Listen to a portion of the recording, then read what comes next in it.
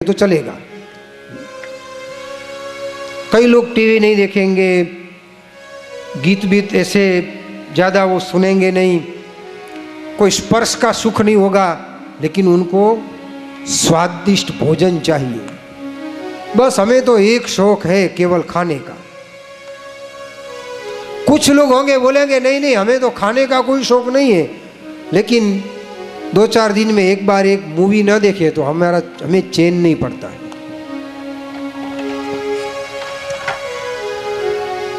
अब मैं आपको कहूं, यहां तो ऐसी व्यवस्था नहीं है। हमारे भारत में 4 मकान के, आपका जो बंगला हो उसके 4 रूम्स हो और 4 बाथरूम्स हो, पानी की टंकी एक ही होती है। अब आप एक टंकी का नल खोल के रख दो और 2 घंटे के बाद आएंगे तो सारा पानी खत्म हो जाएगा कि नहीं? तो आप यदि 4 इंद्रियों के पर तो आपने कंट्रोल कर लिया, लेकिन आपकी स्वादेंद्रिय यदि कंट्रोल में नहीं है तो धीरे धीरे अंदर की जो टंकी है ना वो खाली हो जाएगी। आपकी यदि चक्षुषेंद्रिय कंट्रोल में नहीं है तो वो भी खाली हो जाएगी। आपकी श्रवणेंद्रिय कंट्रोल में नहीं है तो भी टंकी भीतर की खाली हो जाएगी। पिताजी सभी इंद्रियों को कंट्रोल में करो। गोकर्ण महाराज पिता को उपदेश देते हैं। पिताजी गए। अब गोकर्ण महाराज स्वयं तीर्थ यात्रा करने निकल गए। धुंधुकारी ने अंत में समय ऐसा हुआ कि खुद भी अपना जीवन परित्याग करते हैं। तीर्थ यात्रा करते करते समाचार मिला कि मेरा जो भाई धुंधुकारी था वो दुखी हो गया, भाई से सहन नहीं हुआ, वापिस अपने गांव में आए और जाकर के गायत्री मंत्र बोल करके, भागवत जी गायत्री मंत्र का विस्तार है, हाथ में जल लिया। जल लेकर के जैसे ही पानी छिटका, क्वचिन महिषः, क्यारे को भैंस बन जाता था, क्वचिन अग्नि ही, कब वो अग्नि का रूप दिखाता था, वो प्रेत के रूप में था, लेकिन गोकर्ण महाराज ने गायत्री मंत्र पढ़कर जल छिटका तो उसको बाचा आई। बोले भैया मेरा उद्धार करो, मैं पापी हूं, मैं दुरात्मा हूं, लेकिन तू पवित्र आत्मा है, तू मेरा भाई है, तू मेरा उद्धार कर। गोकर्ण महाराज ने कथा का फिर से आयोजन किया। सब कथा सुनने आए। 7 ग्रंथि वाला वांस रखते हैं। ये सब प्रतीक है।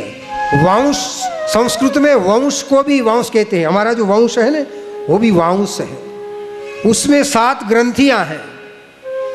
व्यापार की ग्रंथि है, परिवार की ग्रंथि है, पत्नी की ग्रंथि है, वासना की ग्रंथि है, सास ससुर की ग्रंथि है, पिता माता की ग्रंथि है। अब आप एक धागा ले लो और उसमें गांठ मार दो और फिर सोई में डालो, वो धागा सोई में जाएगा। यदि आप संसार की ग्रंथियों में ओतप्रोत हो गए, आप संसार की ग्रंथि में बंध गए, तो भगवान रूपी सुई में आप प्रवेश नहीं कर सकते हैं। यदि भगवान रूपी सुई में आपको प्रवेश करना है तो आपको ग्रंथियां छोड़नी पड़ेगी, 7 ग्रंथियों से मुक्त होना पड़ेगा। यहाँ धुंधुकारी गोकर्ण महाराज की कथा सुनते सुनते 7 ग्रंथियों से मुक्त हो गए, दिव्य पुरुष रूप में आ गए और गोकर्ण महाराज उनको ले गए। गांव वालों ने कहा कि सबका उद्धार हुआ, लेकिन हमारा क्यों नहीं?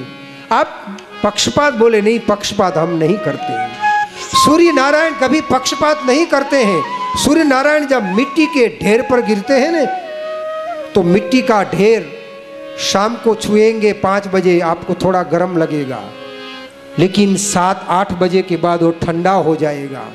वही सूर्य नारायण के किरण जब मिरर के पर आते हैं तो उसमें से रिफ्लेक्शन आता है, और वही सूर्य नारायण के किरण जब मरकत मणि में आते हैं तो मरकत मणि सूर्य नारायण के किरणों का पान कर लेता है, वो मणि पी जाता है।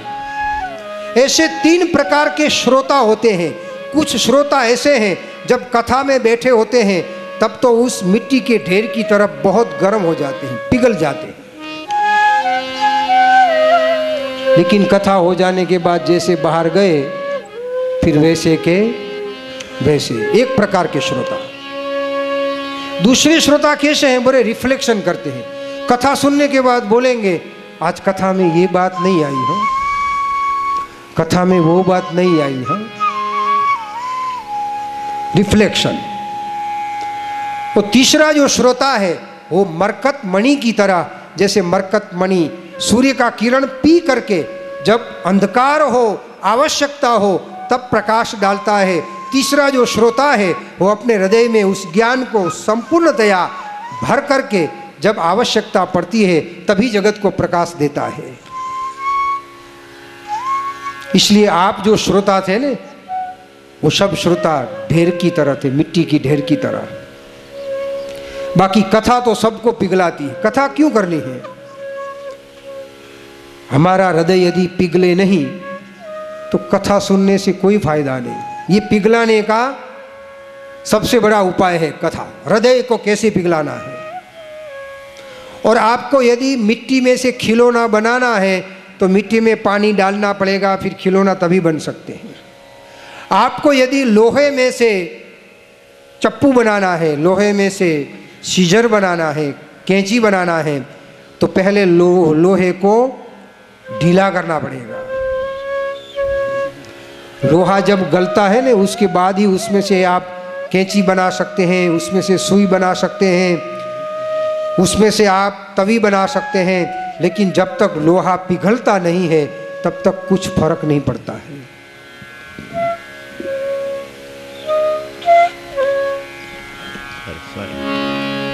हृदय को पिघलाना है। जब आप हृदय को पिघला दो, यही तो कथा का फल है। कथा में बैठने के बाद हमारा हृदय पिघल जाए, जैसे नवनीत अग्नि के सामने रखने से ही जैसे पिघल जाता है, ऐसे ये कथा रूपी ये कैसा अग्नि है? अग्नि भी आवश्यक है ना। बिना अग्नि परिपक्व नहीं होता कुछ भी। पकना है तो अग्नि में जाना पड़ेगा। लोहे को हम टीपेंगे, अग्नि में डालेंगे, तभी तो लोहे को आकार दे सकते हैं। तो यहां बैठ करके हमें पिघलना है 7 दिन तक। फिर से आयोजन किया, सब आए। कथा के अंत में सबका मंगल हुआ। अंत में कहा असारे संसारे विषय विष संगा कुलधिया क्षणार्धम क्षेमार्थम पिबत सुख गाथाम तुलसुधाम। जीव को उपदेश देते हैं कि हे जीव, असारे संसारे, इस असारूपी संसार में जीवन तो हमेशा चलता रहता है, लेकिन तू पान कर किसका? सुख सुधा, सुख गाथा का पान किया कर। जीवन प्रतिक्षण चलता है, जीवन प्रतिक्षण चलता है। जैसे झरना बहता है, जैसे झरना बहता है। जीवन प्रतिक्षण चलता है, जीवन प्रतिक्षण चलता है। जैसे झरना बहता है, जैसे झरना बहता है।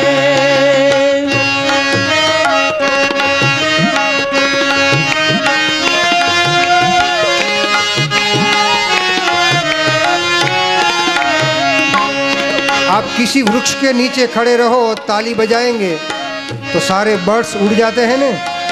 ऐसे कीर्तन में ताली बजाएंगे ना तो आपके पाप सब उड़ जाएंगे। जीवन प्रतिक्षण चलता है, जैसे झरना बहता है। जीवन प्रतिक्षण चलता है,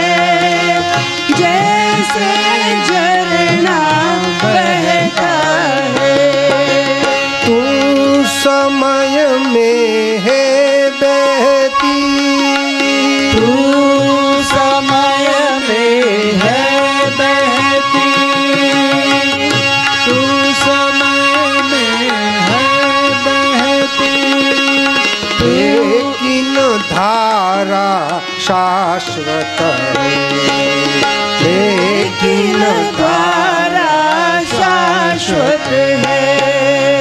झरना झर कर कहता है, झरना हर पल बहता है। जीवन प्रतिपल चलता है, जीवन प्रतिपल चलता है। जीवन प्रतिपल चलता है, जीवन प्रतिपल चलता है। जीवन बहता है जैसे झरना बहता है। दुख के कांटे उगते हैं, दुख के कांटे उगते हैं। विगत काल की क्यारी में, काल की क्यारी में सुख की कलियां खिलती है, सुख की कलियां खिलती है। सुख की कलियां खिलती है, सुख की कलियां खिलती है। आगत की फुलवारी में, आगत की फुलवारी में वन प्रतिक्षण चलता है, जीवन प्रतिक्षण चलता है। जैसे झरना बहता है, जैसे झरना बहता है। चलता है जैसे झरना बहता है। उस सार असार या सार नहीं, संसार असार नहीं। जीवन का श्रृंगार यही, जीवन का श्रृंगार नहीं। जीवन प्रतिपल चलता है, जीवन प्रतिपल चलता है। जैसे झरना बहता है, जैसे झरना बहता है। जीवन प्रतिक्षण चलता है, जैसे झरना बहता है।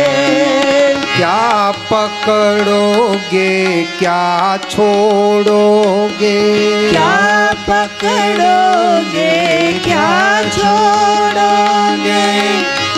जड़ से चेतन पलता है, जड़ से चेतन पलता है। जड़ से चेतन पलता है, जड़ से चेतन